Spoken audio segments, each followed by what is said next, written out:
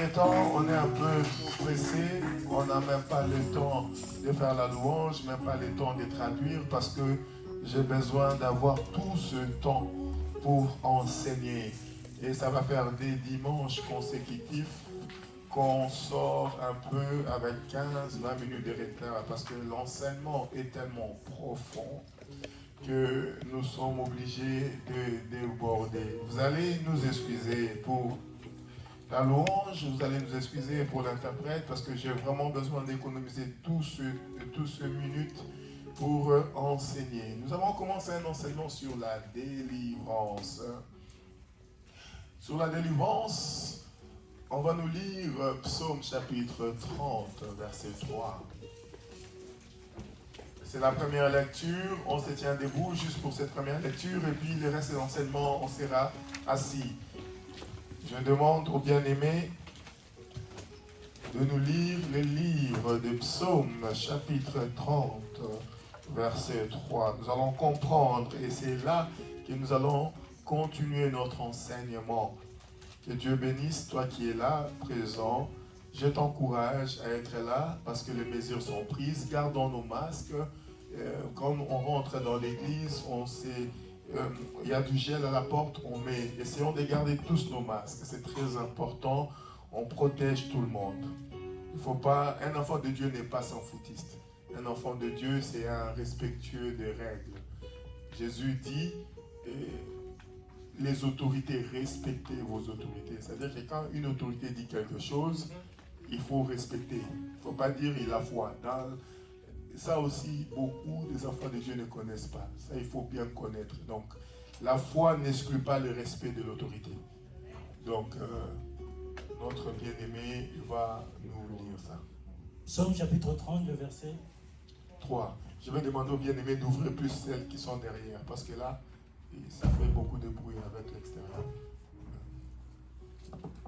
Psaume chapitre 30, le verset 3.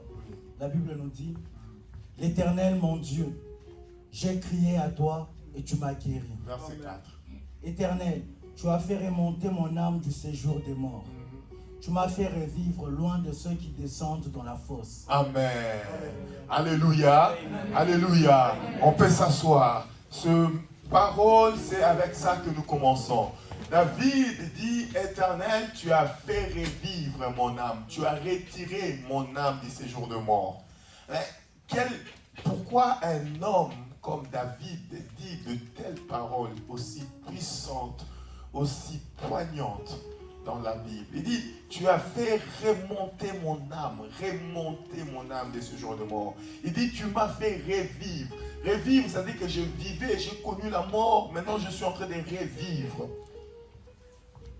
Nous allons comprendre pourquoi cet homme dit ce parole-ci. Amen. Amen. Nous allons comprendre pourquoi David prononce de telles paroles dans la Bible. Bien aimé, nous sommes en train de parler sur la délivrance personnelle, familiale, même dans l'église. Et dans cette notion, nous comprenons que tous ensemble, nous sommes concernés d'une manière ou d'une autre. La délivrance, c'est cette action, comme nous l'avons dit, de rendre libre, d'être libre, vivre dans la liberté. Et nous avons démontré que la délivrance est un soulagement. Mais un soulagement de quoi? Pourquoi? On dit que la délivrance est un soulagement. On dit que la délivrance est un rachat. Mais racheter de quoi? De pourquoi? Et nous avons commencé à parler sur le porte d'entrée. J'ai envie de redéfinir le porte par le brèche. Parce que les diables n'entrent pas directement dans la porte, ils cherchent à casser quelque chose. C'est en fait ça qu'on parle. Des cassures qui permettent à l'ennemi de s'infiltrer pour venir détruire.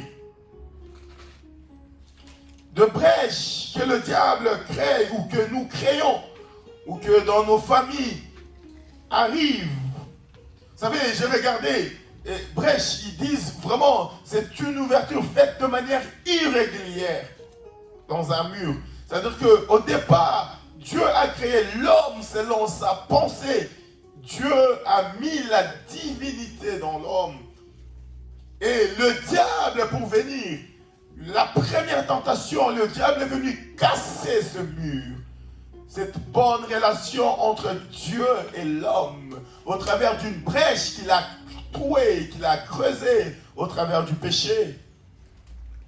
C'est pourquoi quand le diable vient créer cette brèche, il vient créer la brèche avec la ruse. Alléluia.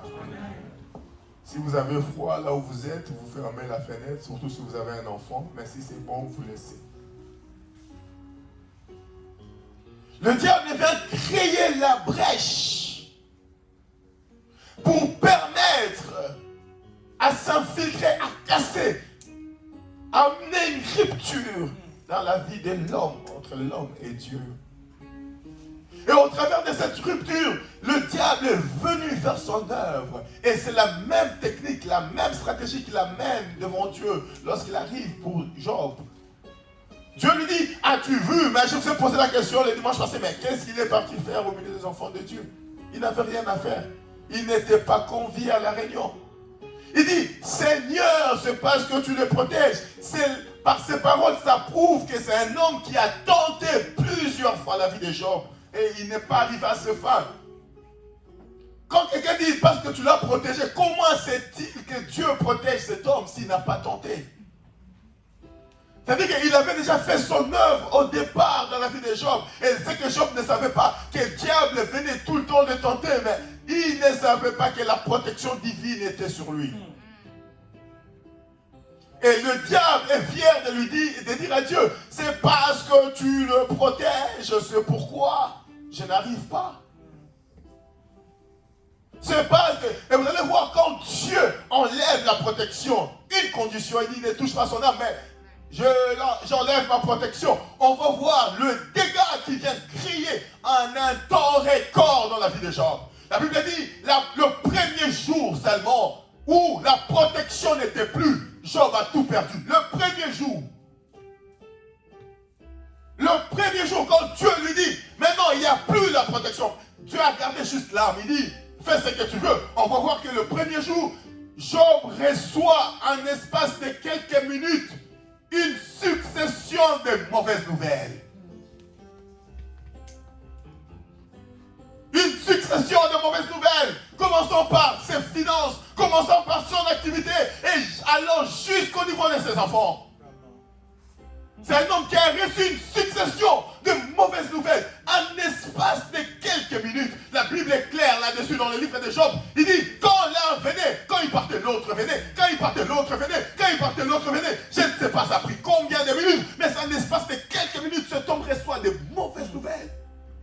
Comme si ça ne suffisait pas. Il y a une mauvaise encore qui est venue pour l'achever, celle de ses enfants. C'est-à-dire que quand le diable attaque, il sait attaquer. L'œuvre de la destruction, bien-aimé, elle est mortelle. Le but de l'œuvre de la destruction, c'est de t'amener à la mort. Le but, c'est de t'amener à succomber. C'est pourquoi vous allez voir, quand il attaque le diable, la deuxième couche de son attaque, il vient toucher à son physique. Vous savez, quand le diable attaque Job dans le physique, ce n'est pas parce qu'il voulait le laisser en vie, en fait. La seule chose qui le retenait, c'est l'âme qui ne pouvait pas toucher, que Dieu avait gardée. Si Dieu n'avait pas gardé cette âme, le diable allait l'achever et l'histoire de Job n'allait même pas exister dans la vie. C'est pourquoi vous allez voir, quand le diable n'a pas pu l'achever de lui-même, regardez, il cherche la brèche, il va aller, il rentre dans la femme de Job, il lui dit, mais maudit Dieu et meurt. C'est-à-dire que le but, c'est ta mort. C'est-à-dire, va maudire Dieu et tu vas connaître la mort. Il cherche toujours la brèche pour entrer parce qu'il s'est dit, mais je n'ai pas l'âme de cet homme. Je n'arrive pas à voir l'âme de cet homme. Et la seule façon d'avoir l'âme de cet homme, c'est de le monter contre son Dieu. quelque chose de monte contre son Dieu, automatiquement Dieu va les lâcher. Quand il dit maudit Dieu meurt, ce n'est pas que Job va se suicider. C'est-à-dire que quand tu maudis Dieu, Dieu lâche l'âme et moi je récupère. Alléluia. Amen. Église, alléluia. Amen. Écoutez ces enseignements, ça va nous aider. Il dit, maudit Dieu et meurt. C'est-à-dire que la mort que le diable a recherchée dans la vie de Job, c'était une mort où il avait déjà préparé. Vous savez, le diable, je vous ai dit, c'est pourquoi la délivrance, nous devons la rechercher tous ensemble comme un seul homme. Parce que le diable est tactique. Il se cache là où tu ne le penses pas. Il est venu dans la vie, dans la femme de Job. Il a vu que cet homme résistait. Il vient dans la femme, il rentre comme un serpent, comme un rusé. Il rentre, il s'assied et commence à injecter son venin dans la vie d'une personne en souffrance. Le porte d'entrée. Nous avons parlé sur l'influence familiale, le pratique ancestral de la sorcellerie. Je parlais comment ça agit et je ne vais pas répéter. Le sort, l'envoûtement, la possession. J'ai expliqué. Si vous avez besoin, retournez voir les anciennes prédications là-dessus. Parce que je dois avancer. Ça, c'était le premier point. Et je parlais aussi sur... ça, c'est dans l'influence familiale. Le premier point, c'est la pratique de la sorcellerie. Ça touche toutes les sociétés du monde. Ça, c'est sans exception aucune. Il n'y a pas de couleur de peau là-dessus. La sorcellerie. Raison pour laquelle, je pense que le 31 octobre, le monde entier, même occidental, fête Halloween. Halloween, c'est la fête des sorciers. Donc, s'il y a une fête des sorciers, parce qu'il y a ces pratiques-là. Ça, c'est vraiment... Il y a un temps ici, à l'Occident, on brûlait les sorciers. Il suffisait qu'on vous traite des sorcières, on vous prenait, on vous brûlait dans la place, ici. Dans les sociétés où nous sommes ici. Je ne parle pas même ailleurs, ici.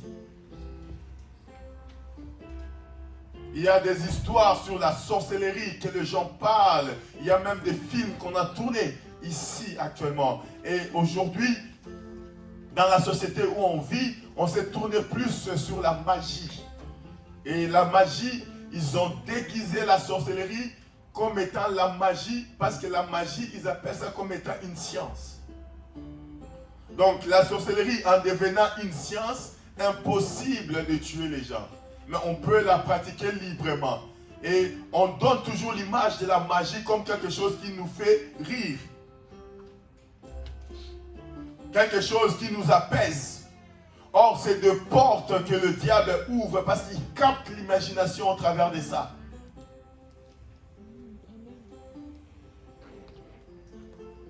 Et nous avons parlé sur des rêves aussi. Et j'ai dit, le rêve est une grande porte. D'ailleurs, j'ai dit que le rêve définit notre état d'âme.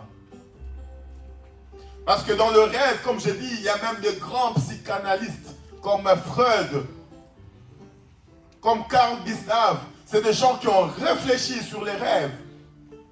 Et je vous ai dit que Freud appelle les rêves la porte, les portes ouvertes. Il parle de plusieurs portes. Portes ouvertes sur l'inconscient. C'est-à-dire qu'il reconnaît que le rêve est une porte d'ouverture sur l'inconscient. Et sur quel inconscient? Sur ton inconscient à toi. Freud le dit.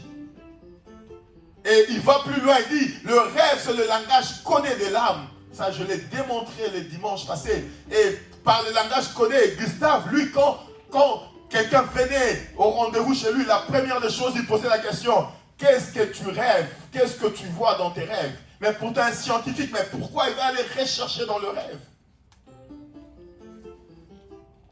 Et jusqu'à preuve du contraire, actuellement, il y a des grands scientifiques qui veulent comprendre comment se déroule le rêve. Quelles sont les zones du cerveau qui sont touchées?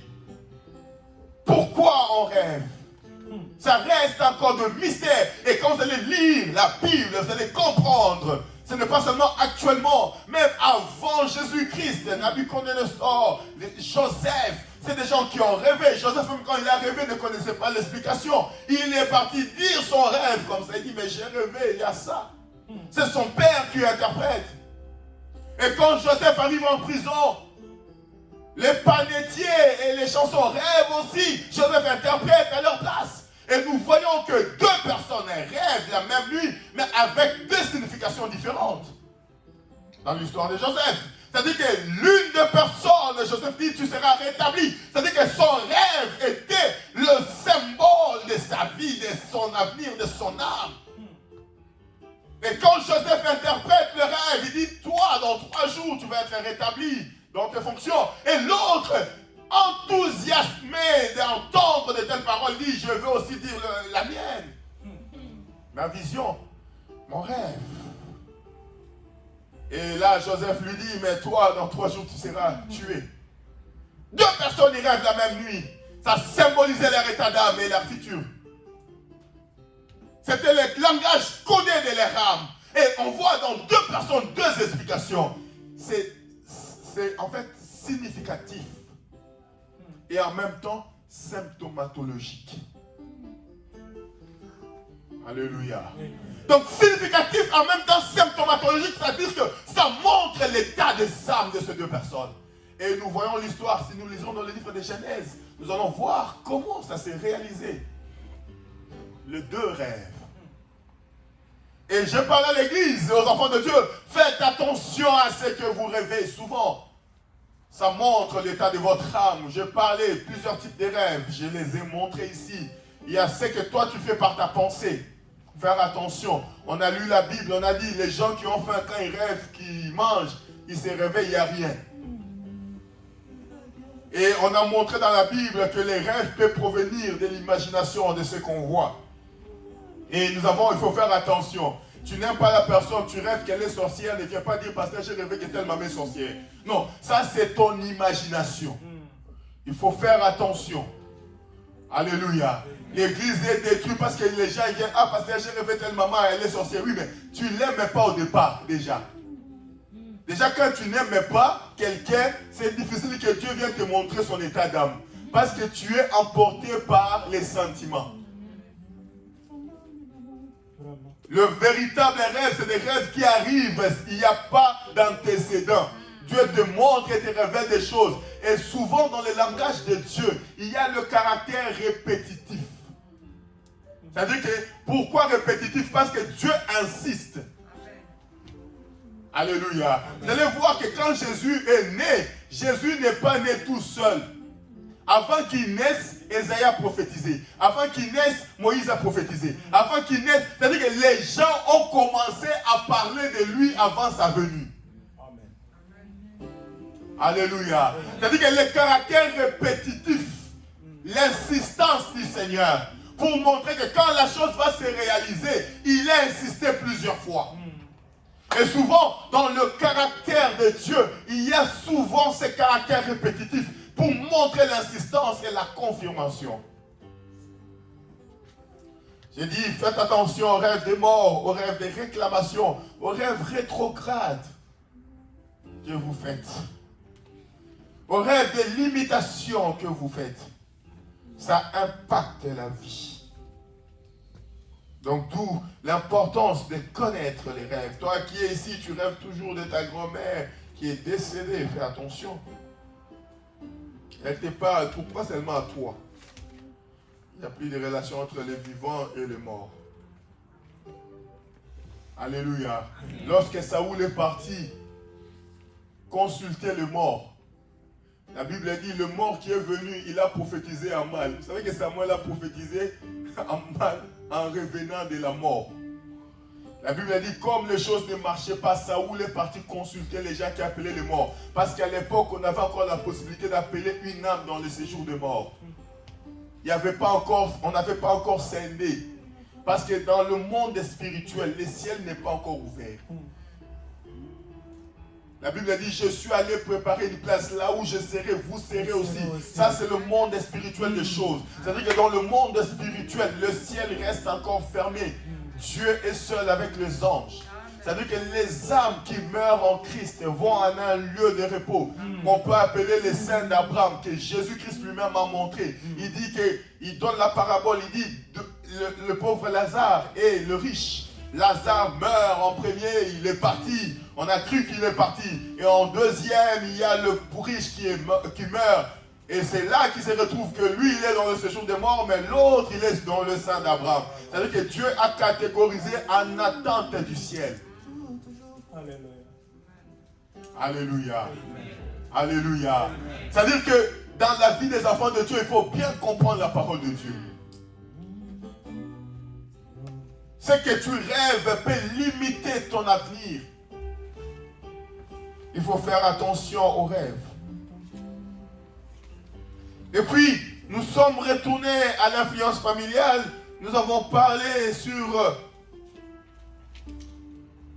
Je ne sais pas si je parlais, vous allez me rappeler. J'ai parlé des interrogations des esprits. Interroger les esprits. C'est ce que Saoul fait lorsqu'il va aller interroger l'âme de Samuel. À l'époque, il n'y avait pas encore la division, c'est là où j'étais. La Bible dit, lorsque l'âme de Samuel est revenue, la Bible dit, il était avec une grande colère. Il dit, mais pourquoi tu m'as réveillé? Et il lui prophétise en mal, et ce qu'il lui dit, ça arriva. Et la Bible, si vous lisez, vous allez voir que Dieu a interdit. Et il y a des familles, des gens, vous sortez de telles familles où on a pratiqué de telles choses, répentez-vous. On vit dans une société actuellement où même dans nos boîtes aux lettres, il y a, oui, tel marabout consulte, tel marabout fait ceci. Si tu as déjà consulté de telles personnes, cherche la délivrance. Amen.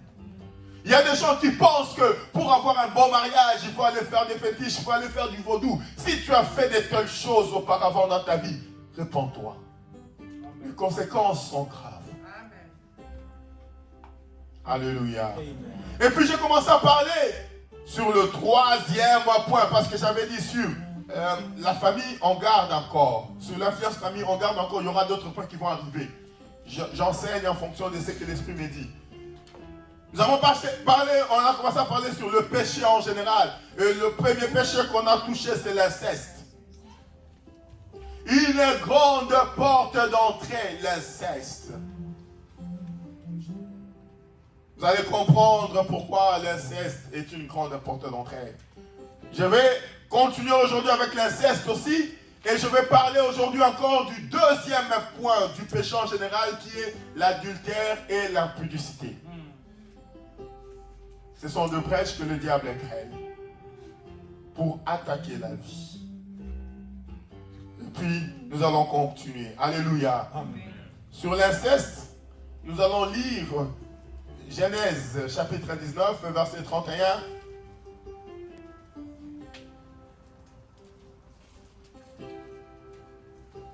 Genèse chapitre 19, le verset 31, la Bible nous dit, l'aîné dit à la plus jeune, notre père est vieux, il n'y a point d'homme dans la contrée pour venir vers nous, selon l'usage de tous les pays. Le verset 32, viens, faisons boire du vin à notre père et couchons avec lui, afin que nous conservions la race de notre père. Le verset 33, elles firent donc boire du vin à leur père cette nuit-là, et l'aîné alla coucher avec son père. Il ne s'aperçut ni quand elle se coucha, ni quand elle se leva. Le lendemain, l'aîné dit à la plus jeune, voici, j'ai couché la nuit dernière avec mon père. Faisons-lui boire du vin encore cette nuit et va coucher avec lui, afin que nous conservions la race de notre père. Elles firent boire du vin à leur père encore cette nuit-là, et la cadette alla coucher avec lui. Il ne s'aperçut ni quand elle se coucha, ni quand elle se leva. Verset 36, les deux filles de Lot devinrent enceintes de leur père. L'aînée enfanta un fils qu'elle appela du nom de Moab. C'est le père des Moabites. Écoutez, le père des Moabites. Et Moab a toujours été en guerre contre Israël. Et c'était un peuple que Dieu a toujours considéré comme un peuple maudit. Pourquoi c'est un peuple maudit? C'est par ses origines. L'origine qui est venue de l'inceste. Continue. Le verset 38. La plus jeune enfanta aussi un fils, qu'elle appela du nom de Ben-Ami. C'est le père des Ammonites. Alors, si vous regardez la Bible, vous allez voir que dans l'ancien temps, les Ammonites, les Moabites, c'était des peuples qui étaient tout le temps en guerre contre Israël. Parce que ce peuple était considéré par leur origine être un peuple qui est venu de l'inceste. Je parlais de l'inceste, que ce soit volontaire ou venu par un viol. C'est une brèche que le diable crée. C'est une fissure que le diable crée pour entrer, déstabiliser. Je parlais ici sur des familles composées. Faites attention. Nous avons lu dans le livre de Lévitique 18, Lévitique 20. Nous avons vu comment Dieu disait, ne faites pas ceci, fille de ton père, parce que c'est ta sœur. Ça veut dire que je dis ici à l'église, Dieu considère que vous êtes une même famille quand vous êtes dans un même toit.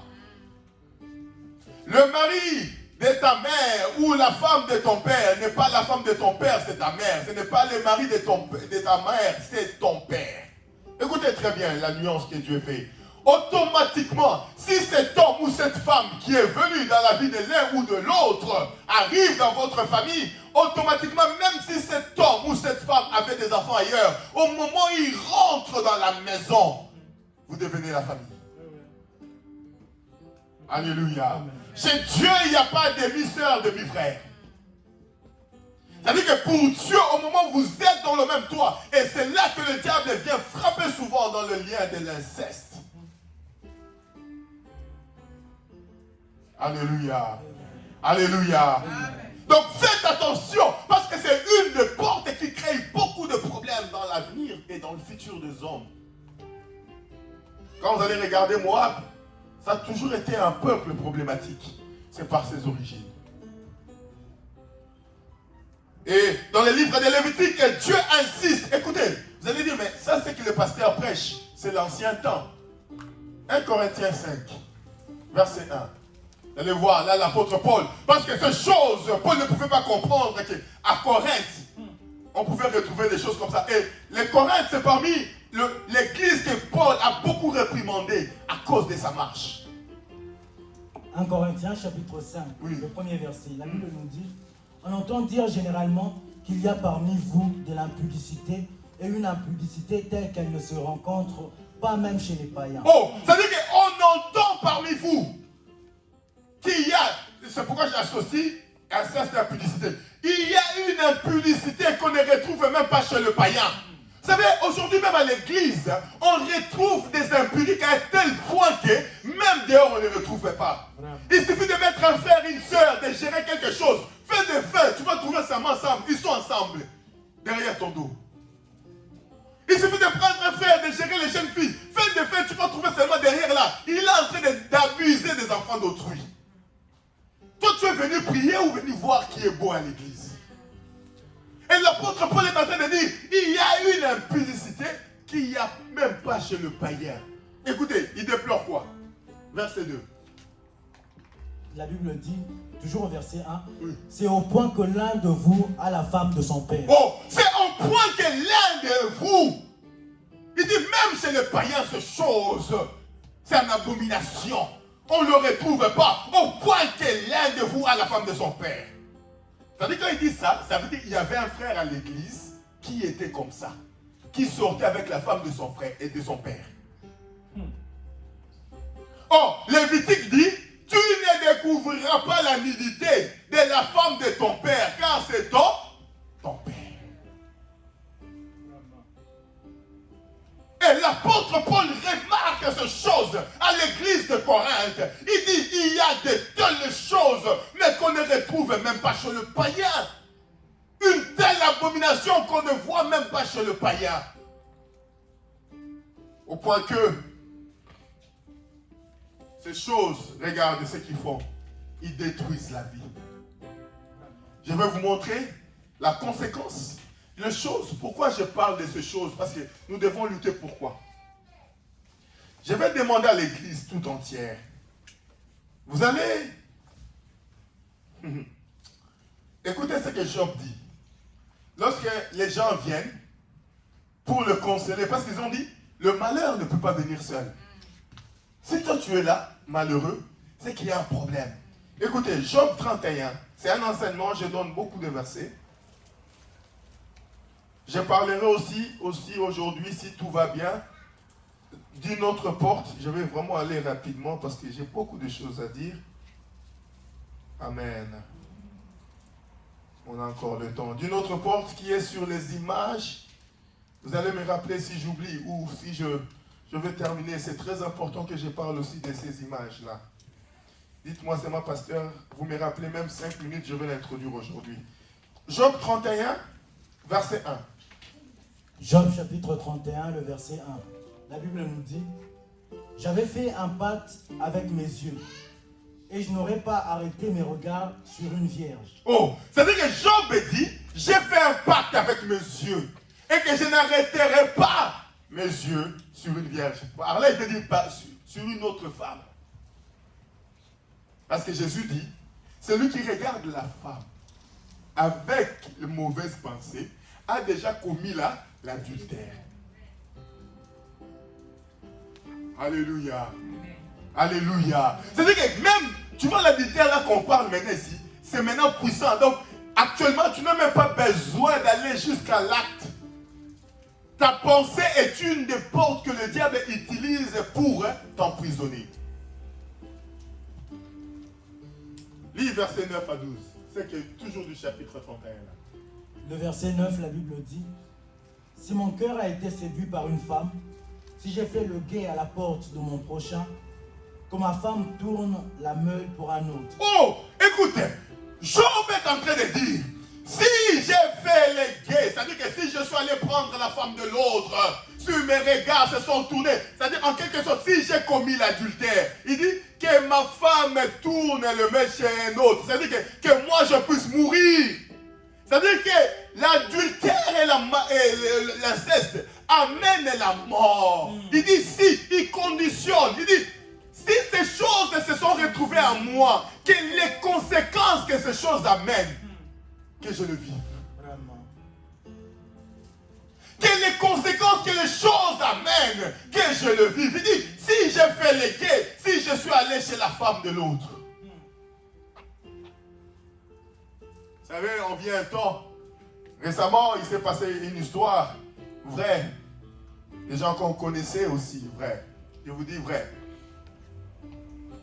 Pasteur d'une église, il avait son diacre préféré. Le diacre était à l'église et le pasteur à l'église. Le pasteur marié, père des enfants. Église, écoutez. Le diable, quand il arrive, il amène la mort. Le frère, qu'est-ce qu'il va faire? Il va aller au Congo. Il va aller se marier avec une femme au Congo et l'amène en France. Je ne citerai pas la ville parce que les gens risquent de localiser la ville. Il l'amène en France. Et le frère commence à avoir des enfants avec la sœur. Diacre de son état, pasteur. C'est-à-dire que le proche collaborateur du pasteur. Et entre-temps, le pasteur et la femme qui est venue du Congo ont commencé à sortir. Qu'est-ce qu'ils ont fait? Ils ont loué un appartement. C'est là qu'ils se voient. C'est-à-dire que le matin, le pasteur sort comme s'il va au travail, la femme aussi. Ils vont aller se rencontrer là-bas. Quand les choses se sont connues, au lieu que l'homme de Dieu se répande, au moment où je vous parle, le pasteur n'est plus avec maman pasteur et la femme n'est plus avec son mari et la femme a même eu des enfants avec le pasteur là. Au moment où je vous parle, l'église a fermé. Et les âmes de toutes ces personnes, la mort. Il vit, mais il a la mort avec lui. Bien aimé, faites attention. Je vous ai dit, dans la délivrance, il y a certaines églises qui peuvent être les temples du démon. Je vous ai déjà parlé ici de l'histoire du pasteur qui sort avec la soeur qui chante la chorale. Mais les deux mariés, qu'est-ce qui communique à l'église? Le pasteur qui sort avec les femmes mariées. Et vous êtes là, Daddy, impose-nous les mains. C'est bien que Daddy vous impose. Daddy. S'il n'a pas peur de la femme mariée, tu crois qu'il aura fait d'une jeune fille de l'église? Si cet homme n'a pas peur d'une femme mariée, il n'a pas peur de ses filles de l'église. Répandons-nous, cherchons la délivrance. La mort est entrée déjà, le diable est en train d'opérer. Il y a des gens dans des églises, mais sont dans les sanctuaires de l'ennemi, parce que le diable a déjà pris son règne. C'est bien de dire, ne jugez pas le roi de Dieu. Non, on jugera c'est du dedans. C'est du dehors, ce n'est pas notre affaire. C'est du dehors, c'est l'affaire de Dieu. Mais c'est du dedans, c'est notre affaire. L'apôtre Paul dit, ne côtoie pas les débauchés. Lui-même, il insiste dans le livre de Corinthiens. Il dit, je ne parle pas de ceux du dehors. C'est du dehors, c'est leurs affaires avec Dieu. Je parle du dedans. Qu'un tel frère soit livré au diable. Alléluia. Et ici, nous voyons Job qui dit, il dit, si je me suis retrouvé dans de telles choses, Seigneur, que je meure, que ma femme se retrouve avec un autre homme. Est-ce que quelqu'un comprend la puissance? Et même toi qui viens à l'église pour commettre la punicité, l'adultère avec le mari des autres, les femmes des autres, réponds-toi. La mort est dans ta maison et tu vas comprendre avec la lecture qu'on va faire.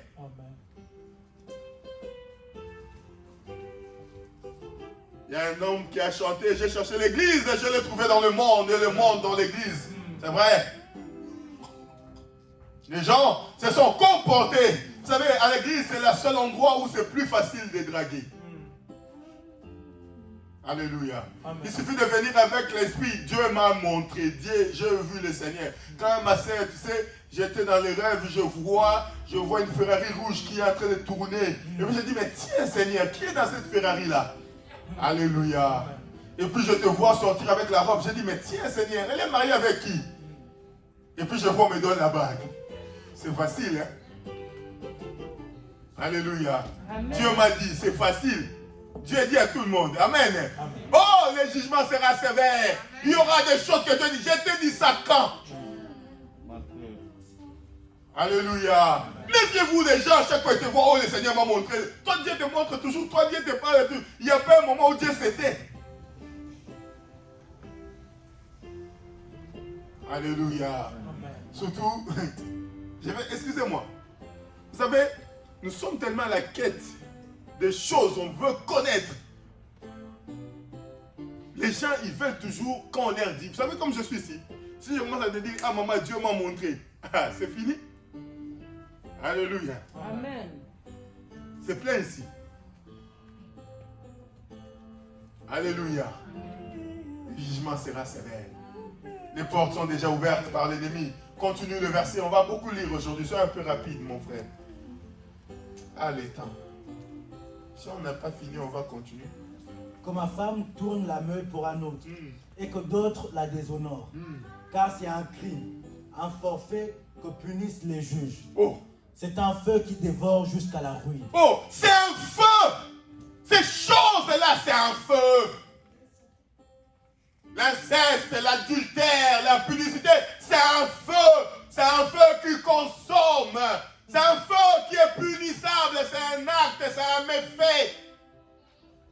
C'est quelque chose quand ça se fait, tu y es exposé aux attaques de l'ennemi. Tu y es exposé à la condamnation. Job dit c'est un feu, c'est un feu, c'est un feu, c'est un feu. C'est un feu. Mais pourquoi ça doit être un feu? Parce que Dieu lui-même rejette ça. Quand vous lisez dans le livre des Galates, Dieu dit les impudiques, les adultères n'entreront pas. Si Dieu empêche aux adultères, il empêche aux impudiques de voir son royaume. À combien plus forte raison le diable est content pour venir jouer de vos vies? Parce que Dieu lui-même est contre. Ça dit, moi je n'aime pas. Et de telles personnes n'hériteront pas mon royaume. Si Dieu lui-même est contre ces choses. C'est un feu. Alléluia. Amen. Alléluia. Amen. C'est un feu parce que pour Dieu, le mariage est un lien. Pour Dieu, le mariage est sacré. Pour Dieu, le mariage est sacré. Le mariage est sacré. Amen. Écoutez pourquoi Dieu dit c'est sacré. Malachie chapitre 2, verset 16.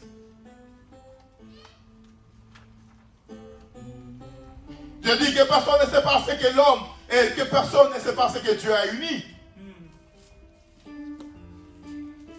C'est la seule chose où Dieu demande de répéter sa femme. Où l'homme, la femme puisse répéter son homme. C'est la seule chose où Dieu dit, quand cette histoire, il dit, en fait, c'est le seul péché où Dieu te laisse devant ta responsabilité.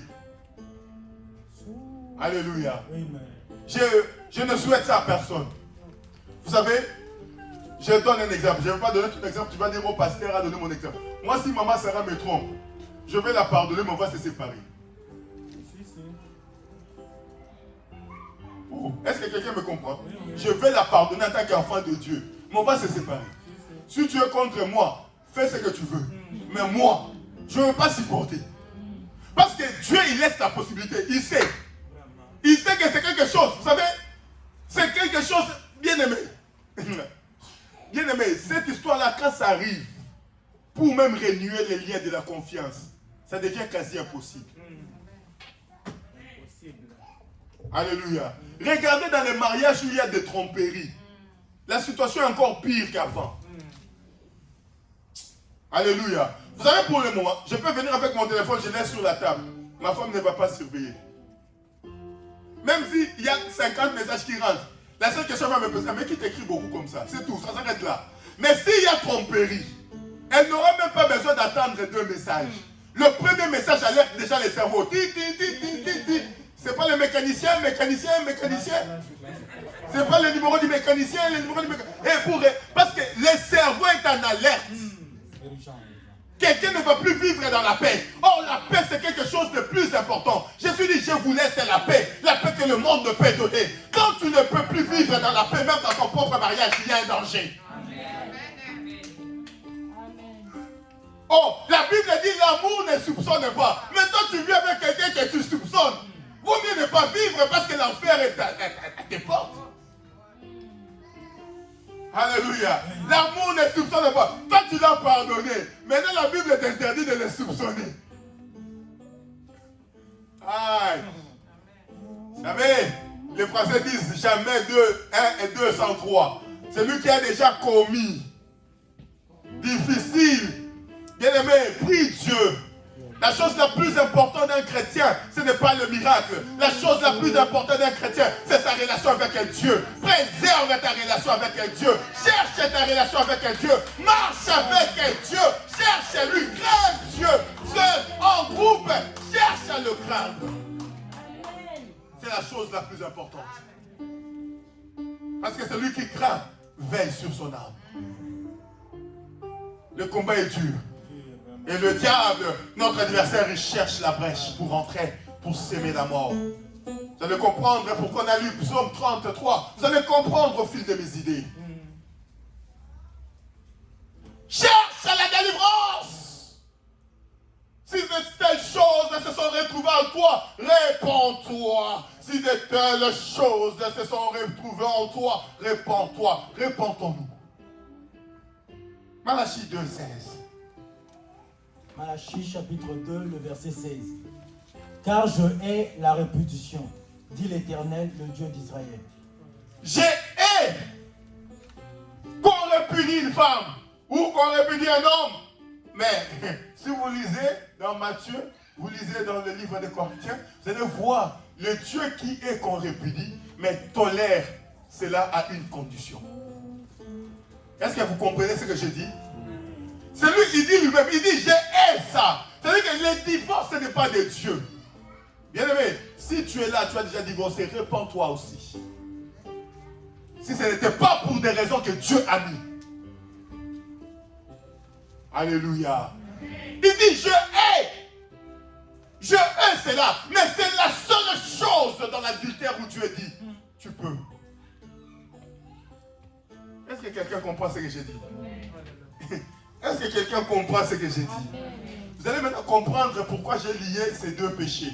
L'inceste, l'adultère et l'impudicité. C'est-à-dire que l'inceste, un point où on a montré un peu, c'est le fait d'avoir des relations sexuelles avec un des membres de la famille.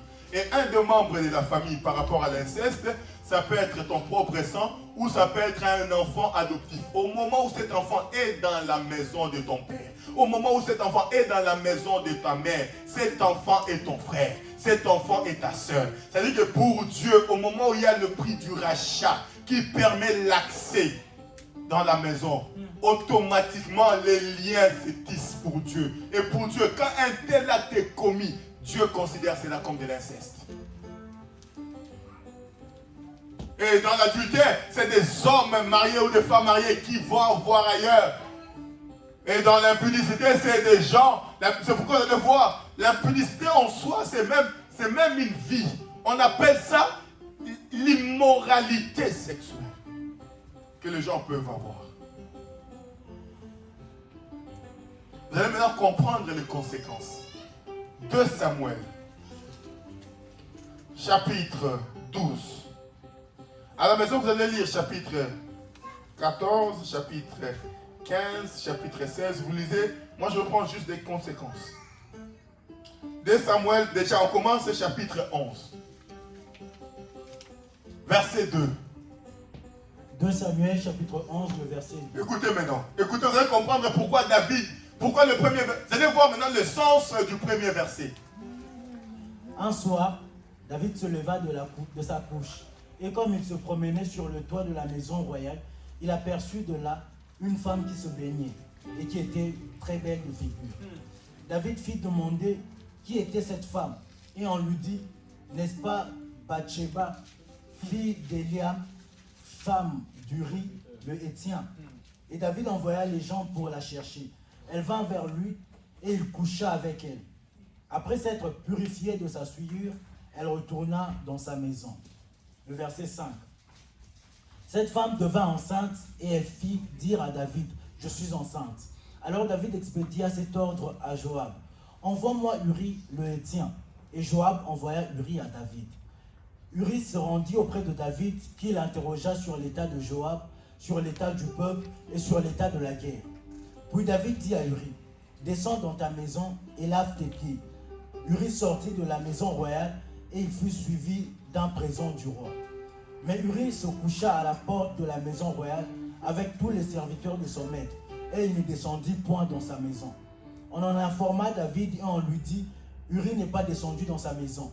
Et David dit à Uri, n'arrives-tu pas de voyage? Pourquoi n'es-tu pas descendu dans ta maison? Uri répondit à David, l'arche et Israël et Juda habitent sous des tentes, mon seigneur Joab, et des serviteurs de mon seigneur campent en rase campagne. Et moi, j'entrerai dans ma maison pour manger et boire et pour coucher avec ma femme. Aussi vrai que tu es vivant et que ton âme est vivante, je ne ferai point cela. David dit à Uri, reste ici encore aujourd'hui et demain je te renverrai. Et Uri resta à Jérusalem ce jour-là et le lendemain. David l'invita à manger et à boire en sa présence, et il l'enivra.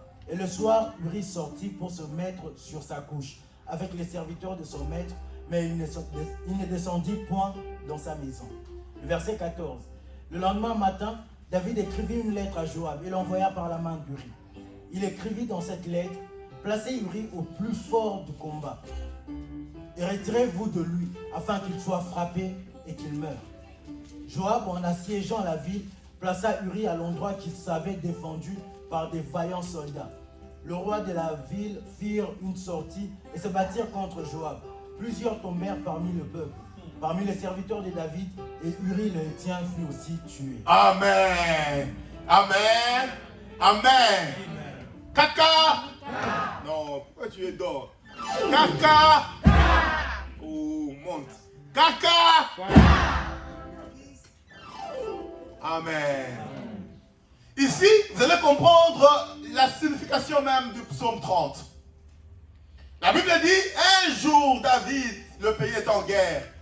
David était sur le toit de son palais. Le toit des palais, ça veut dire élevé en royauté. Quand on a le bonheur, la gloire avec.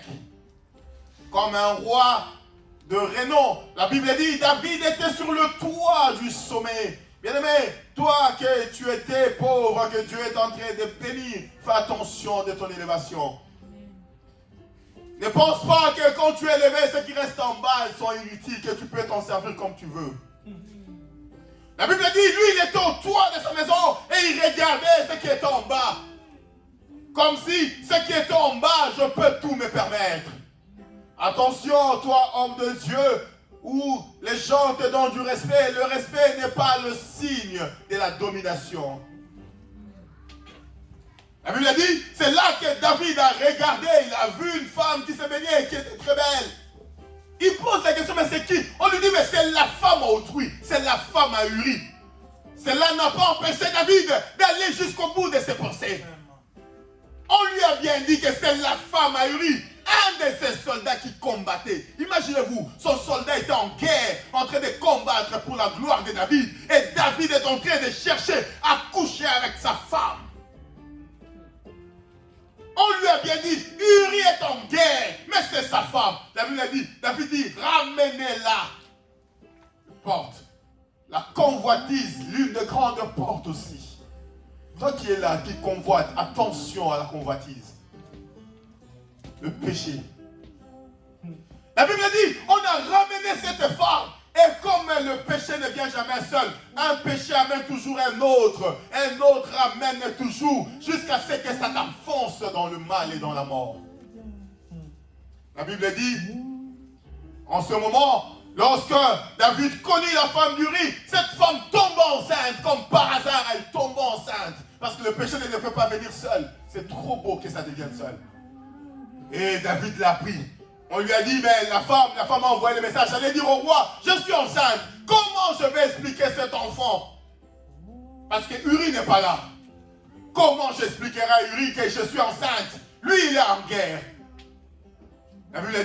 David dit, renvoyez Uri. Uri arrive. David dit, toi, va manger, va boire. Le péché, tant qu'il n'y a pas la mort, le péché ne s'arrête pas. Uri est sorti du roi, il dit, moi je ne vais pas aller dans ma maison, je vais dormir devant le palais royal. Moi je suis un soldat. Je ne veux pas aller calmement connaître ma femme, être dans le chaud pendant que les autres sont en guerre. On vient dire à David, Uri est devant la porte, il dit, venez. Le péché amène toujours le péché. La Bible dit, David lui donnait à boire pour que Uri soit enivré. Uri était saoul. David lui a donné beaucoup de cadeaux. Il lui a dit, va chez toi. Oh, le péché ne s'arrête pas. Uri, c'est un grand soldat, malgré qu'il était ivre. Quand il sort du palais, il dit, non, moi je reste ici, je ne pars pas. Et on vient dire à David, Uri ne veut pas partir. Et David avait le dilemme. Comment dire à ce soldat, c'est un déshonneur, ton soldat au front. Toi, tu prends sa femme. Donc tu peux faire aussi pour tous les autres soldats au front. La seule façon, c'est de tuer Uri. Il fait la lettre. Il dit à Joab, il dit à Uri, va donner la lettre au roi. Comme le roi a dit, c'était scellé. Uri n'a pas regardé. C'était sa mort que David avait signée. Il ramène, il donne à Joab. Joab le met, Uri meurt. À cause de ce péché d'adultère, David est allé jusqu'à tuer, à ôter la vie illégalement à un homme. Écoutez, ça ne restera jamais impuni cette histoire. Vous allez comprendre d'où vient le malheur de David. Ça ne restera jamais impuni. Dieu ne laissera jamais le méfait impuni. 2 Samuel 12. Écoutez maintenant les conséquences. Vous allez voir les conséquences arriver. 2 Samuel 12, verset 9 à 12. 2 Samuel chapitre 12, le verset 9. Pourquoi donc as-tu méprisé la parole de l'Éternel en faisant ce qui est mal à ses yeux? La Bible dit, le prophète Nathan dit à David, pourquoi tu as fait cela? Pourquoi tu fais cela? Continue. Tu as frappé de l'épée Uri le Héthien. Tu as pris sa femme pour en faire ta femme. Et lui, tu l'as tué par l'épée des fils d'Amon. Maintenant, l'épée ne s'éloignera jamais de ta maison. D'Amon. Les fils de qui? Amon, c'est qui? Hein? Ammonite. Ammonite vient de qui? De l'inceste. Vous voyez un peu? Oh, est-ce que quelqu'un voit un peu les liens? Oui. Non, est-ce que ça devient un peu clair? Amon, descend. Maintenant, l'épée ne s'éloignera jamais de ta maison. Oh, l'ange, au travers de la bouche du prophète Nathan, il dit, maintenant, l'épée ne s'éloignera jamais de ta maison. David, il croit que c'est la blague, mais c'est la parole qui est prononcée. Il dit, l'épée ne s'éloignera jamais de ta maison. Parce que tu m'as méprisé et parce que tu as pris la femme d'Uri, le tien, pour en faire ta femme. Ainsi parle l'Éternel. Voici, je vais faire sortir de ta maison le malheur contre toi. Et je vais prendre sous tes yeux tes propres femmes pour les donner à un autre qui couchera avec elles à la vue de ce soleil. Oh, verset 12. oui. Car tu as agi en secret et moi je ferai cela en présence de tout Israël et à la face du soleil. Oh, Dieu lui dit, il y aura la mort. Je prendrai tes femmes, je donnerai. Dieu lui a dit, tu as fait ce qui est mal. C'est la porte et le diable le savait. Le diable le savait. Il a tenté le cœur de David. Il a amené le cœur de David à pécher contre Dieu. Dieu le savait. Dieu le savait. Et le diable aussi le savait. Il dit, si David pêche, automatiquement Dieu va les lâcher. Il le sait. Il sait que Dieu c'est un Dieu de principe. Et quand Dieu les lâche, automatiquement il dit, je veux faire venir le malheur. Beaucoup de choses qui arrivent dans nos vies, c'est le malheur à cause de nos actes. Il dit, je prendrai tes femmes, regarde ce que je ferai. C'est pourquoi je vous ai dit de lire, vous allez voir l'histoire. À partir du chapitre 13, c'est là que vient l'inceste de Tamar. Ça commence. L'inceste commence dans la maison de David. Il y a eu d'abord Tamar et Amon, les deux enfants de David. Il y a l'inceste. C'est que David ne savait pas. Dieu avait déjà parlé et le diable était en œuvre. Pof, inceste. Le deuxième acte du malheur qui est arrivé dans la vie de David, il y a maintenant Absalom qui naît de ces choses. La Bible dit, il a gardé sa sœur. Aïe, aïe, aïe, aïe, aïe. Lis un peu dans 2 Samuel 13, chapitre 13. Ça se suit, hein? On a été 11, 12. Vous voyez comment l'histoire se suit. Chapitre 13. Lis un peu le verset 23 à 28. Le verset 23, la Bible dit, 2 ans après qu'Absalom avait l'étendard à Baal-Hatzor, près d'Éphraïm, il invita tous les fils du roi. Absalom alla vers le roi et dit, voici ton serviteur à l'étendard, que le roi et les serviteurs viennent chez ton serviteur. C'est-à-dire que 2 ans après l'acte, Amon avait commis son acte, il était content. Vous savez, certains malheurs arrivent dans nos vies. Ce n'est pas le moment où tu as commis le malheur que tu vivras, c'est là. Ce n'est pas le moment où tu as commis ton forfait que tu vivras, c'est là. Ce n'est pas le moment. Deux fois, le diable vient très lent. Il vient lent, pourquoi? Parce qu'il ne veut pas que tu mettes le lien entre ce qui t'arrive et ce que tu as commis. Deux fois, ce que tu vis aujourd'hui, tu l'as commis quand tu étais enfant. Et aujourd'hui, lui, il vient, il apparaît. Automatiquement, pour toi, ça devient difficile de relier ce que tu avais commis avec ce que tu vis aujourd'hui. La Bible dit, pendant que Amon avait commis cet acte impur chez sa sœur Tamar, Absalom a gardé Tamar chez lui à la maison. Absalom n'a rien dit. 2 ans. 2 ans, vous imaginez. 2 ans passés. Absalom voyait Amon, il disait, comment salut mon frère? Peut-être que leur papa faisait des réunions de famille où ils étaient tous là en train de manger et de boire sur une même table. Absalom regardait Amon toujours avec un œil. La Bible dit, 2 ans après, Absalom fait une fête. Mais sauf que Absalom avait une idée derrière la tête. Il part chez son père, il dit, Père, envoie tous tes enfants chez moi. Parce que s'il disait à son père, envoie qu'Amon, son père allait se dire, il y a quelque chose derrière.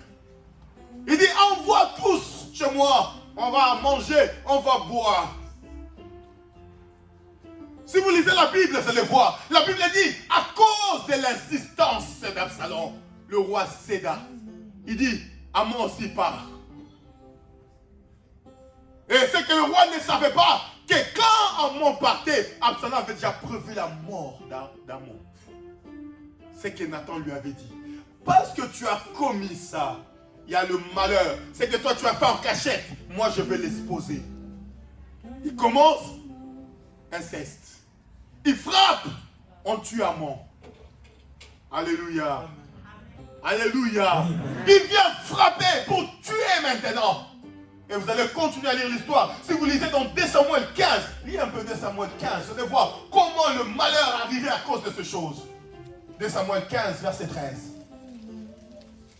2 Samuel 15, le verset 13, la Bible dit: quelqu'un va informer David et lui dit: le cœur des hommes d'Israël s'est tourné vers Absalom. Écoutez, là maintenant Dieu vient prendre la royauté à David. Quelqu'un vient lui dire: David, fais attention, Israël que tu vois, Absalom a déjà pris leur cœur. Et vous allez voir, dans la réaction de David, il va fuir. Parce que Absalom avait déjà pris. Et Absalom, quand vous lisez la Bible, vous allez voir, il va même aller en guerre contre son père. Qu'est-ce que je veux dire par là? Bien aimé, les portes qu'on ouvre peut être l'origine de nos malheurs aujourd'hui. Ce que nous vivons aujourd'hui peut probablement avoir une explication. Comme je vous ai dit, la porte peut ne pas être ouverte par toi. Quelqu'un de supérieur peut influencer ta vie. Un père qui ouvre la porte influence la vie de ses enfants. Parce que dans la loi spirituelle, un enfant ne peut pas maudire un père. C'est le père qui a le pouvoir de maudire un enfant. Enfant, fais attention aux paroles qui sortent de la bouche de tes parents. Préfère qu'elles sortent de leur bouche la bénédiction.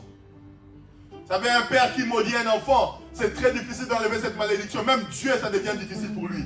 C'est pourquoi il l'interdit, lorsque Israël sort, il interdit à l'autre prophète de maudire son peuple. Il mélange entre Israël et lui. Il pousse même le mule à parler. Parce qu'il ne veut pas que la malédiction sorte.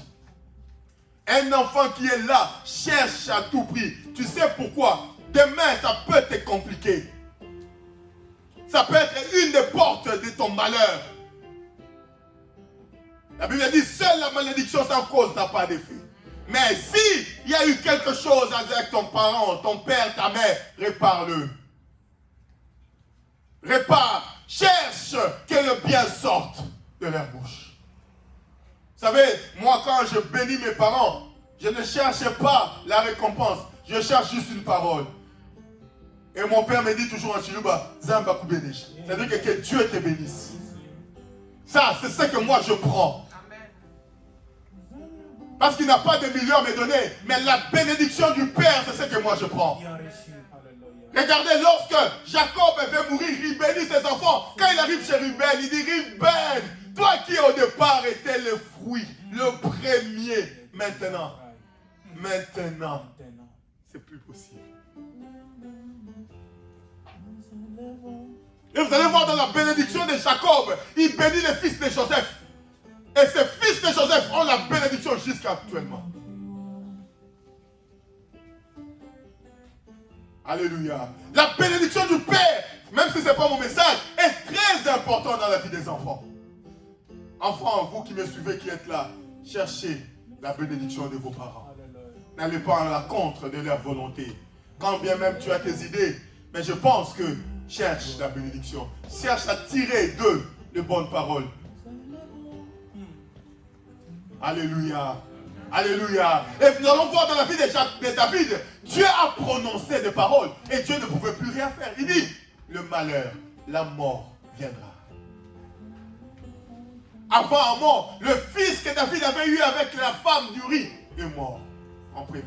Et vous allez voir, lorsque cette femme a eu Salomon, Salomon n'est pas resté dans la maison de David. Salomon a été donné au prophète. Lisez la Bible, vous allez voir. Et vous allez voir, l'homme de Dieu a donné un autre nom à cet enfant Salomon.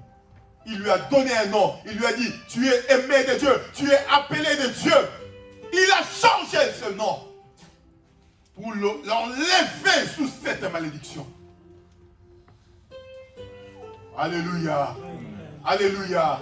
Ce que tu vis aujourd'hui peut être la conséquence de ce qu'on a commis hier. Alléluia. Est-ce que quelqu'un me suit? Malachie chapitre 2. Je suis en train d'aller un peu rapidement. Aujourd'hui, je vais essayer de ne pas dépasser. On a compris par rapport à ça. Bien-aimé, si tu es là, tu as déjà commis de tels actes, répands-toi. La source de ton malheur peut probablement être ces choses-là. 13 à 14. Malachie chapitre 2, le verset 13 à 14. Voici encore ce que vous faites. Vous couvrez de larmes l'autel de l'Éternel, de pleurs et de gémissements, en sorte qu'il n'a plus égard aux offrandes et qu'il ne peut rien agréer de vos mains. Verset 14. Et vous dites, pourquoi? Parce que l'Éternel a été témoin entre toi et la femme de ta jeunesse à laquelle tu es infidèle, bien qu'elle soit ta compagne et la femme de ton alliance. Écoutez, celui qui commet ces choses, même si tu viens à l'église, tu viens donner l'argent à l'église. Même si tu viens offrir à Dieu, ça ne sert à rien. Vous savez, aujourd'hui, l'église a eu un mauvais enseignement. Vous savez, les chrétiens ont tendance à penser qu'ils peuvent corrompre Dieu. Et on vient à Dieu avec les offrandes. Vous allez voir des gens riches à l'église qui font n'importe quoi, donnent plus, pensant que leur don va servir d'équilibrer leurs péchés. Vous allez voir quelqu'un qui commet le mal, mais le pasteur n'a pas le courage de lui dire. Parce que le pasteur a peur, si je parle de la vérité, ils vont partir de l'église. La Bible dit dans les derniers temps, les gens auront la démangeaison des choses de bien. Je sais comme on est là, on a besoin qu'on nous parle de la prospérité. J'en ai besoin moi-même. Mais une prospérité sans Dieu, elle ne sert à rien. À quoi sert un homme de gagner son âme, de gagner tout et de perdre son âme? Bien, mais même si tu gagnes le monde entier, c'est vanité de vanité. Maradona est mort, non? Il avait la gloire, il était connu. Aujourd'hui, il est mort, il a laissé l'argent. Il est mort 2 jours après, ses descendants ont commencé à vouloir comment se partager l'argent que lui, il a cherché dans la douleur. Ça ne sert à rien d'être élevé, d'avoir beaucoup d'argent et après toi, bien-aimé, c'est l'hécatombe. La chose la plus importante pour un chrétien à l'église, c'est son âme. Amen. Une âme qui est sauvée, Dieu est content. Ce n'est pas un corps. Les gens, ils viennent, ils pensent corrompre Dieu. Vous savez, j'ai suivi un autre homme de Dieu, il dit, si tu t'es prostitué, ne viens pas avec la dîme à l'église. Il le disait sur Facebook.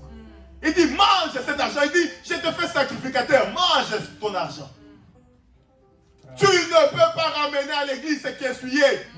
Dieu dit, je suis en horreur de ces choses. Bien aimé, répandons-nous, sortons de ces choses. Ce sont les brèches que le diable a fissurées dans nos vies pour entrer. C'est des fissures qui permettent au diable de déverser sa colère sur nous. Il a déversé sans cause sa colère sur Job. Et pour le tuer, il dit, maudit et meurt. Et vous comprenez Psaume, quand il dit, Seigneur, tu as retiré mon âme des séjours de mort. C'est à cause de ces choses que David dit. Quand il dit les séjours de mort, c'est là. Ses propres enfants commettent l'inceste. Son propre fils veut le tuer. Il est chassé du pouvoir. C'est ces choses-là. Son propre enfant va en guerre contre lui. Il est en train de vivre la mort dans ces choses. Il dit, Seigneur, tu m'as fait revivre, pas vivre, revivre. C'est à cause de ces choses qui avait pris la vie dans la vie de David. Alléluia. Amen. Tu sors d'une famille incestueuse, demande la délivrance. Il y a des familles où l'inceste c'est devenu comme c'est à manger. Toi-même tu es là, tu te dis, tu veux chercher un peu l'explication, tu trouves bon. C'est bon. Alléluia. Amen. Alléluia. Amen. Moi je connais une soeur qui a voyagé, il est parti en Afrique. Elle a trouvé son cousin. Son cousin qui lui dit, tu es très belle. Sors avec moi. Ah! Il y a des familles où toi-même quand tu rentres là, tu dis, mais je suis où? Bien aimé, il y a des familles avant de te marier, il faut bien poser la question à Dieu. Hein? Ne suis pas la beauté du visage. Hein? Tu vas commencer à pleurer seul dans la chambre où il n'y aura personne. Alléluia. Amen. Tu sais, quand tu sors avec elle, on dit, oh, elle est très belle. Toi-même, quand tu rentres dans ta chambre, tu dis, Seigneur. Alléluia. Alléluia. Quand tu les ramènes chez le pasteur dit, oh, l'homme, tu es béni, tu as eu une belle femme. Et toi-même, quand tu rentres dans la chambre, oh mon Dieu, mon roi. Il y a des femmes que les maris ne maîtrisent pas à la maison. Hein. Et puis il y a des maris qu'on ne maîtrisait pas. Toi qui suis seulement la beauté là, c'est bien la beauté parce que c'est la chose qu'on voit en premier. Mais après la beauté, cherche toujours la bonté. C'est-à-dire que quand tu as vu la beauté, cherche maintenant la bonté.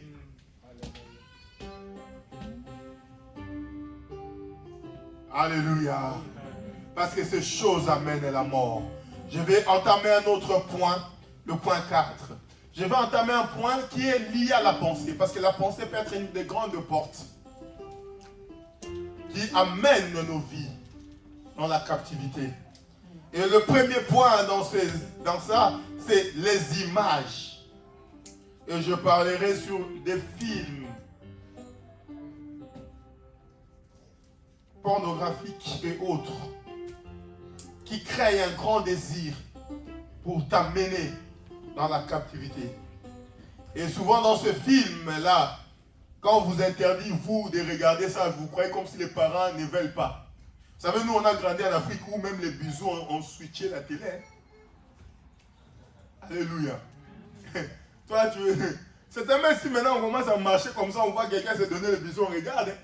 Nous, quand on a grandi, nos parents avaient la télécommande en main. Pas de blagues. Bisous switch. Ouais. Alléluia. Amen. On ne comprenait pas. En tant qu'enfant, on dit, mais pourquoi ils font ça? On a l'impression de penser qu'ils font mal. Mais spirituellement, ça a un sens. Parce que aujourd'hui, regardez même aujourd'hui dans le monde, les dragons sont devenus l'animal gentil, même chez les enfants. Hein. Les dessins animés, les dragons qui crachent le feu, mais les enfants l'aiment quand même. Ça se travaille là. On prépare le monde à quelque chose. Alléluia. Alléluia. Nous, quand on grandissait, et papa, tu suis l'information, même si c'est en langue là que tu ne comprends pas, tu es seulement devant l'info. Alléluia.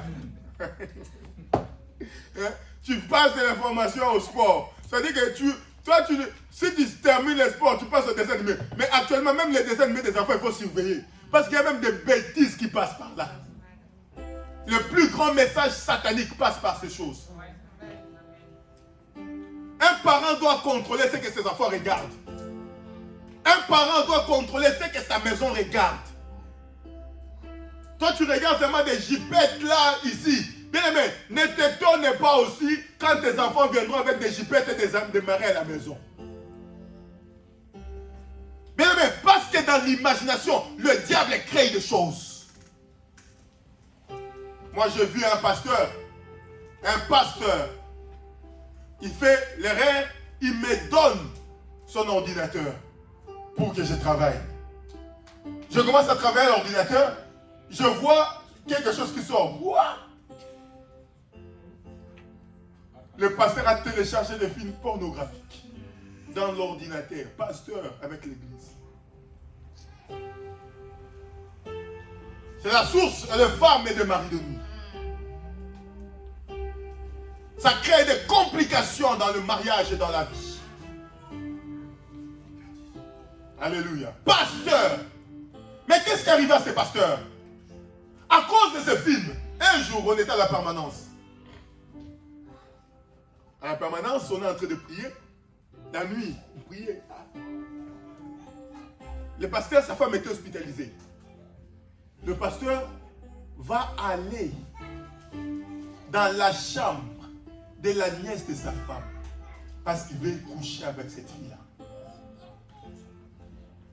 Vous imaginez? Il n'a même pas peur que dehors il y ait des intercesseurs. Nous, on était des intercesseurs dehors. Vous savez, nous, on est là. Seigneur, Seigneur, descends, Seigneur, descends. Celui qui vous dirige est en train d'être attaqué par le diable. Un enfant de Dieu qui n'aime pas la prière, c'est dangereux. Parce que nous, on était en train d'intercéder, lui, il dormait chez lui à la maison. C'est-à-dire pour nous dire que vous intercédez, moi je dors. C'est-à-dire que le fait que moi je vais utiliser là, ça viendra de vous. C'est dangereux. Quand tu dépends des feux des autres. Parce que le jour où ils partiront, bien aimé, tu seras exposé. Il est entré. Et la chose la plus étonnable que j'ai jamais vue. Et le même matin, on est sortis, nous, le matin, on est partis proclamer la bonne nouvelle de Jésus. On criait dehors, répandez-vous, Jésus revient, venez à l'église. On toquait par des maisons pour que les gens viennent à l'église. Et l'église, elle était pleine. Je me rappelle, le bien-aimé qui a modéré, il a fini parce que c'est moi qui conduisais l'intercession. Et nous voyons, le pasteur, il prend la Bible, il monte, il prêche. Ah, bien-aimé, je dis toujours aux gens, si servir Dieu dans le péché ne t'effraie pas, fais attention, ton âme est déjà dans le séjour des morts. Aujourd'hui, je n'aimerais pas vous dire combien de malheurs se sont abattus chez cet homme. Peut-être il peut me suivre en direct. Beaucoup. Beaucoup. Aujourd'hui, l'église n'existe plus. Parce qu'on ne se moque pas de Dieu. C'est qu'un homme aura sémé, il le moissonnera. C'est que tu vis aujourd'hui, peut-être que c'est le fruit de ta sémence d'hier. Faisons attention. Bien-aimé, on t'interdit de regarder, toi enfant, tu es là à 0h à minuit, tu sors avec la télécommande, toujours en train de regarder des films là mal. Des films là mal, tu es là, tu changes, tu regardes, c'est bien. Ça crée quelque chose dans ta tête. Tu vas violer tes propres sœurs à la maison. Vous savez, l'acte, entre la consommation de l'acte, il y a toujours la pensée avant. Pour que Caïn puisse tuer son frère, il a pensé d'abord. Le diable est venu par la pensée, il a rentré dans la vie de Caïn.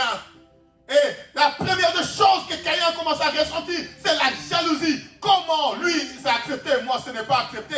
Comment lui, Dieu le trouve agréable et moi ce n'est pas agréable. Donc si Dieu le trouve agréable, donc s'il reste en vie, il sera toujours agréable à Dieu. Donc qu'est-ce que je dois faire? On n'est qu'à deux ici dans le champ. Je dois me jeter sur lui. La Bible dit, Caïn s'est jeté sur son frère et le tua. Parce que le fruit de la pensée, elle est là. Dans les images. Aujourd'hui, avant, nous, quand on regardait la musique, c'était bien. Aujourd'hui, moi, je vous dis, pardon, chez moi à la maison, à part dessin animé, sport, le louange, je ne vois rien à regarder à la télé. Avant même la musique, là, qu'on pensait être bien là. Aujourd'hui, même parfum, c'est une publicité de parfum. Il faut que ce soit avec les boxers. C'est comme si le parfum, là, avec les boxers. Est-ce qu'on fait les boxers ou on fait les publicités des parfums? Alléluia. Tu te poses la question. Tu vas voir les publicités de parfum, quelqu'un boxer sur le bateau. Tu cherches à comprendre bateau, parfum, boxer. Tu ne trouves pas. En fin de compte, tu acceptes seulement. Alléluia. Aujourd'hui, quand quelqu'un fait un clip, quand ce n'est plus sexy, personne ne va vendre. Fais un clip. Aujourd'hui. Il y a même un chanteur congolais. Une fois, il a fait même les clips, même dans l'hôtel, en train de toucher la femme. Parce qu'il veut révolutionner la musique religieuse. Comme si Dieu lui avait dit, j'ai besoin de révolution. Pourquoi? Parce que le diable travaille avec les images. Beaucoup de films en mal, là, de moins de 18 ans, là, ont amené les impudicités dans des maisons. Ils ont amené de l'inceste. Ils ont amené beaucoup de choses dans les maisons. Et le diable en a profité. Vous savez, ce qui a amené David à coucher avec la femme de Uri, c'est parce qu'il a vu. C'est l'image d'abord. La Bible dit, lorsqu'il a vu, ce jour-là, si David n'était pas sorti, il n'y aurait pas tant de malheur dans sa vie. Des fois dans la vie, tu te dis, il ne fallait même pas que je voie cette femme, que je ne les rencontre pas sur mon chemin. Vraiment. La Bible dit, lorsque David a vu, il a vu cette femme. La Bible dit, elle était très belle. Et quand David, la Bible dit, elle a vu la femme, elle n'était pas, elle était sans habit. Elle s'est baignée, on ne peut pas se baigner avec les habits. Il a vu. Et dans tes films, là, quand tu regardes, le diable vient inculquer parce que tu vois, on t'envoûte.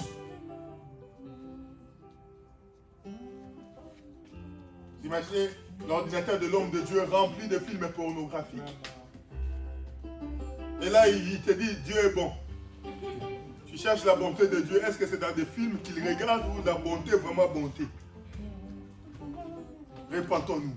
Vraiment. Parce que ce que nous vivons aujourd'hui peut être la source de ce que nous avons eu dans le passé. La Bible a dit, Dieu est le réparateur de brèches. C'est-à-dire que les portes que tu ouvres, Dieu peut les renfermer. Réparer, ça veut dire refonder. Dieu peut fermer les choses. Dieu peut refonder ta vie. Dieu peut changer les choses. Il suffit de te repentir. Il suffit de changer. Église Christ vivant, je vous ai toujours dit, je préfère avoir une église qui craint Dieu qu'une multitude de gens qui font ce qu'ils veulent.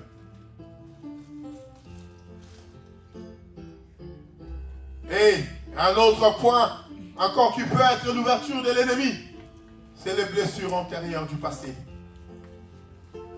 qui peuvent constituer une porte d'entrée. Vous savez, beaucoup de gens, ils vivent dans le passé au lieu de vivre dans le présent. Et les blessures intérieures du passé peuvent être un obstacle énorme dans le progrès.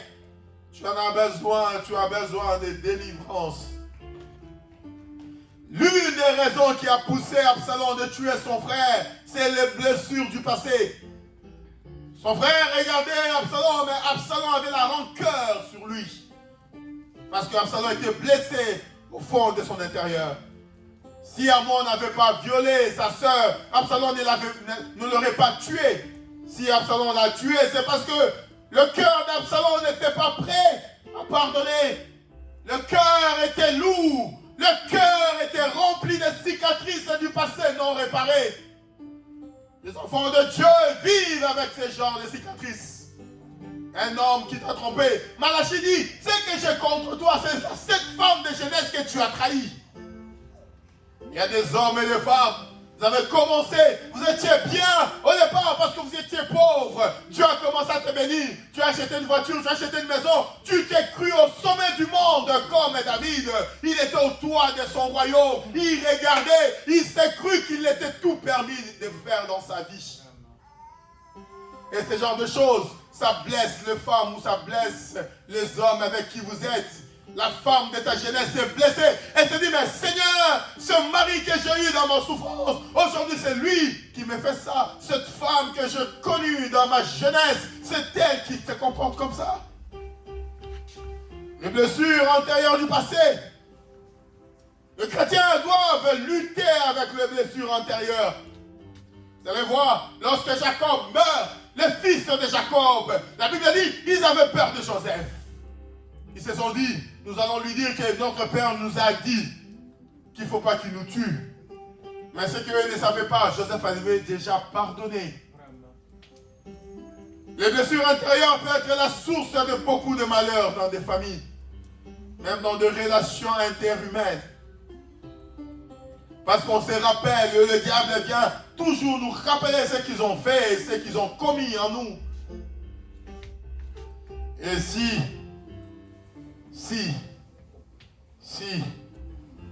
on ne cherche pas la délivrance sur ces choses, le diable prendra le dessus dans nos vies.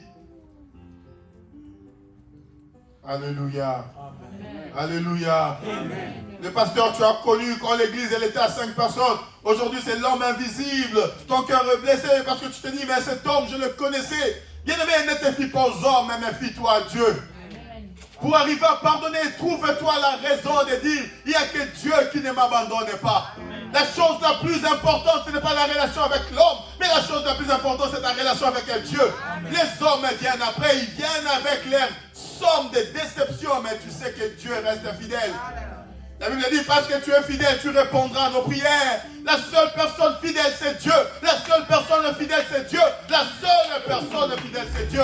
La seule à ne pas te blesser, c'est Dieu. La seule à t'aimer, c'est Dieu. La seule à marcher avec toi, c'est Dieu. La seule à t'accompagner, c'est Dieu. La seule à vivre avec toi, c'est Dieu. Les hommes vont passer, mais Dieu reste. Les hommes vont partir, mais Dieu reste. Les hommes vont t'abandonner, mais Dieu reste. Et l'apôtre Paul dit, personne ne me séparera de l'amour de Dieu. L'amour la plus importante, c'est l'amour qu'on donne à Dieu. Et le premier commandement, tu aimeras ton Dieu de tout ton cœur, de toute ta force, de toute ton énergie. Tu aimeras ton Dieu. Les blessures, c'est souvent à l'origine du manque d'amour. Les blessures, c'est souvent à l'origine de quelque chose qui a été fait en mal contre toi. Les blessures viennent souvent quand le cœur est blessé. Un cœur blessé, si Dieu ne descend pas pour réparer un cœur blessé, c'est très compliqué.